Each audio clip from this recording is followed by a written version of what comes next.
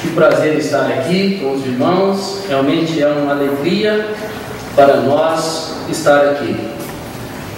Quero dizer que quando cheguei aqui eu perguntei por esse nosso irmão que está com essa câmera aí atrás. Eu já vi o serviço dele muitas vezes.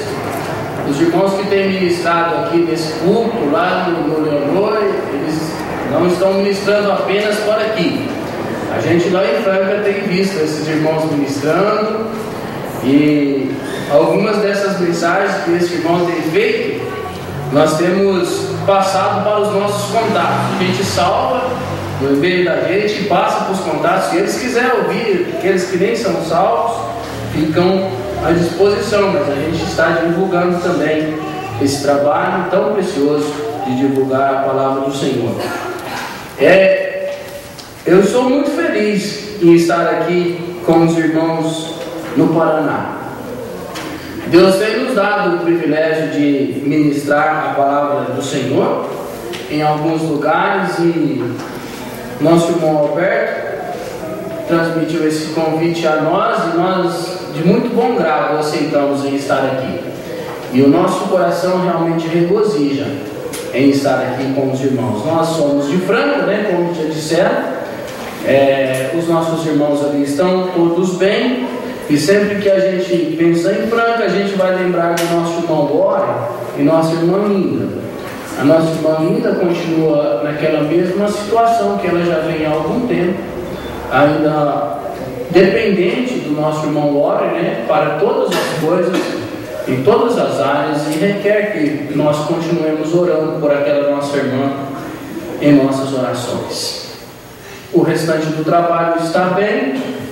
Recentemente, aproximadamente um ano, nós em Franca tivemos, pela graça de Deus, mais um ponto de reunião que nós tínhamos num bairro afastado chamado o Jardim Aeroporto, onde agora nós também temos um salão onde nós estamos reunindo para o estudar da palavra de Deus. Então, totalizando hoje em Franca, nós estamos com 6 casas de oração lá em Franca, onde nós estamos ministrando a palavra de Deus. E o Senhor tem abençoado o trabalho ali pelo envolvimento dos irmãos no serviço do Senhor. E eu quero aproveitar essa oportunidade que nós estamos numa reunião de jovens para dizer algo. O trabalho em Franca tem crescido depois que os jovens, principalmente, se decidiram a envolver no trabalho. Sabe, eu ainda estou no meio do caminho. Eu estou com 35 anos. Mas eu reconheço que uma boa parte da minha vida eu perdi tempo. E sabe, meus irmãos jovens, não espere tanto para começar. É hora de começar, E depois pode que às vezes, quando você vai chegar por torno dos 30 anos, você tenha que dizer o que eu estou dizendo: eu perdi tempo em não me envolver no trabalho do Senhor. E sabe, antes de começar o nosso texto, nós vamos falar algo sobre isso nessa primeira parte. Nós, quando somos mais jovens, nós somos acostumados a jogar a culpa nos outros e dizer que isso é responsabilidade do presbitério da igreja, dos irmãos que estão mais à frente do trabalho, e engano nosso. Quando nós estudamos a palavra de Deus, Deus sempre chamou para os serviços de combate os jovens. E quando Deus chama para o combate, é porque Ele está deixando a responsabilidade do ensino, do discipulado, de ensinar doutrinas básicas, fundamentais. Essa é a responsabilidade dos irmãos que têm mais idade, que têm experiência. O frontal, o cara a cara, o fazer contato, o evangelizar, o pregar, a linha de frente é do jovem. É do jovem. Um jovem, uma pessoa jovem, uma pessoa em idade de maturidade definida, já uma pessoa forte, um jovem, ele tem muito mais contatos do que um irmão nosso de mais idade. Nós que estamos na idade funcional, nós nos comunicamos muito mais do que irmãos de mais experiência. Então é necessário que nós, jovens, novos na fé, pessoas que têm aceitado o Senhor Jesus, assumir o compromisso. Eu vou usar a linha de frente. Sabe? Eu disse isso ontem lá em Mauá, vou dizer de novo.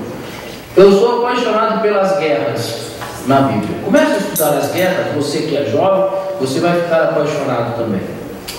E sabe, os trabalhos mais duros de guerra, o transporte dos carros, o levar das armas, aqueles que dirigiam carruagens, era serviço dos jovens.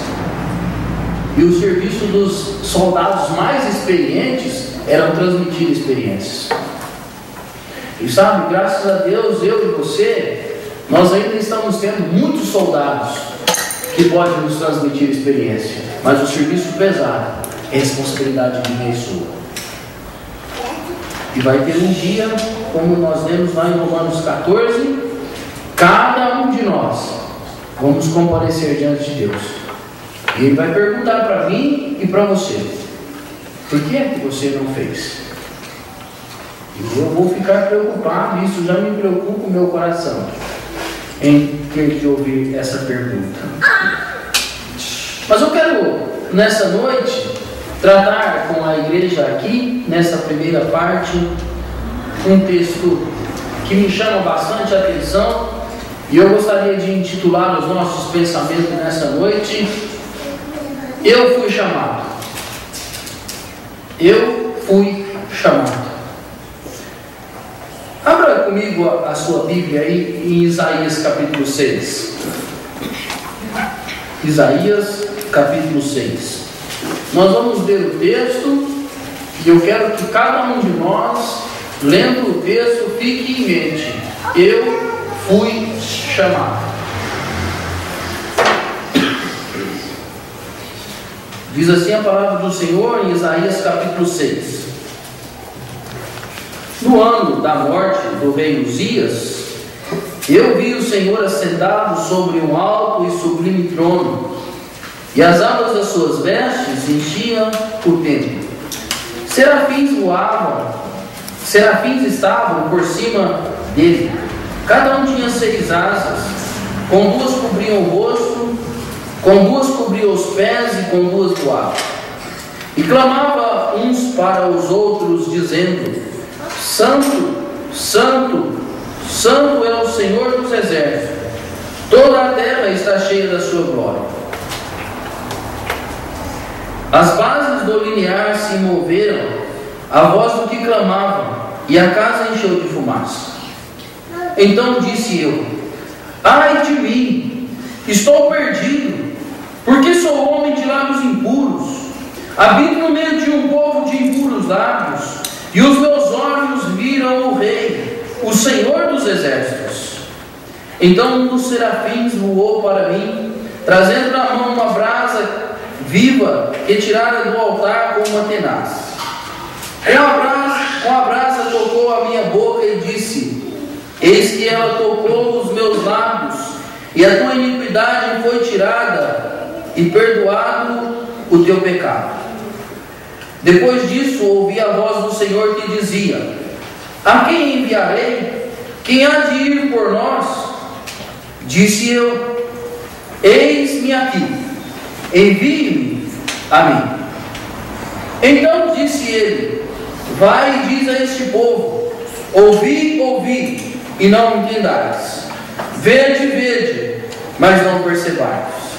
Torna insensível o coração deste povo, endurece-lhe os ouvidos e fecha-lhe os olhos, para que não venha ele ver com os olhos, a ouvir com os ouvidos, a entender com o coração, e se converta e seja salvo. Então disse eu: até quando, Senhor? Respondeu: até que seja desolada todas as cidades, e fique sem habitante as casas, e fique sem moradores, e a terra seja toda assolada. E o Senhor afaste dela os homens, e no meio da terra seja grande o desamparo. Até aqui esperamos que o Senhor vai nos auxiliar. Amém. Eu sou fascinado por Isaías. Eu gostaria de pensar um pouco quem era Isaías. Isaías era, nessa altura aqui, quando ele está nesse ponto da sua vida, ele é um rapaz aproximadamente em torno dos 25 aos 35 anos. Ele está num momento da sua vida, naquela época, de uma juventude total. Ele tem o seu vigor em toda a essência. Isaías tem todas as influências possíveis. E quando nós lemos alguns relatos da história e nós deparamos com a pessoa de Isaías, ele é nos dado a saber que Isaías ele tinha alguma parte, ele fazia parte de alguma forma no reino, ou seja, no governo do povo. Ele tinha uma influência política ali naquele povo. É interessante também pensar que Isaías, ele era um homem de muito conhecimento, um jovem que tinha muito conhecimento, um jovem que tinha muita informação, um jovem inteligente. E é gostoso pensar também que quando nós estudamos a respeito de Isaías e começamos a pensar a respeito desse rapaz de 35 anos, nós vamos ver que muitas pessoas procuravam Isaías para tirar com ele opiniões. Pois mesmo sendo um jovem, sendo um rapaz novo, ele tinha gabarito, ele tinha qualidades que podiam ser apreciadas. É interessante também pensar que o que destacava Isaías dos demais eram as suas habilidades, principalmente na transmissão, na exposição falada, em dizer algo, em como ele era muito claro nas suas palavras. E eu gosto de pensar também a respeito de Isaías, que Isaías era um rapaz forte. Agora, quando eu penso tudo isso, e eu começo a olhar a situação em que encontrava o mundo na época de Isaías, eu pergunto a você, não parece que Isaías está vivendo exatamente nos nossos dias? E que ele tinha as mesmas qualidades de que nós, que somos mais jovens? Sabe? Quem aqui tem menos de 35?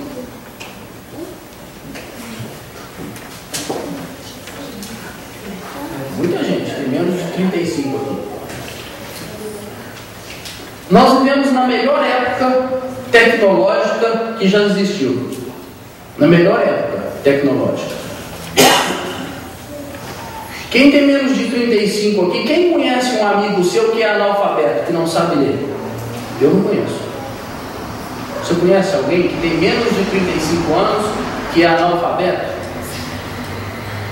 Eu não conheço.